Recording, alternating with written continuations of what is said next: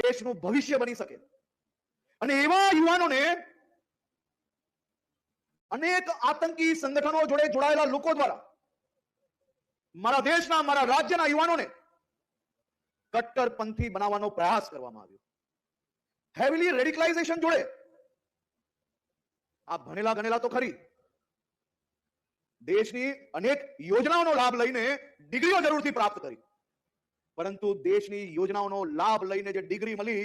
તે દેશના લોકોની સેવામાં નહીં પરંતુ દેશના ભાગલાઓ કરવા માટે અનેક રીતે ઓનલાઈન સાયબરના માધ્યમથી, સોશિયલ મીડિયાના માધ્યમથી, અલગ અલગ માધ્યમોથી દેશના યુવાનોને ભડકાવવાની કોશિશ કરનાર આતંકી સંગઠનો જોડે મળીને કામ કરતા આવા લોકોને પકડવાની બી કામગીરી આપણી ગુજરાત એટીએસ દ્વારા કરવામાં આવી. અને આ એટીએસ દ્વારા અઠવાડિયા પહેલા નવસારી જિલ્લામાંથી હોય કે 3 મહિના પહેલા હૈદરાબાદથી લઈને દેશભરના અલગ અલગ રાજ્યોમાં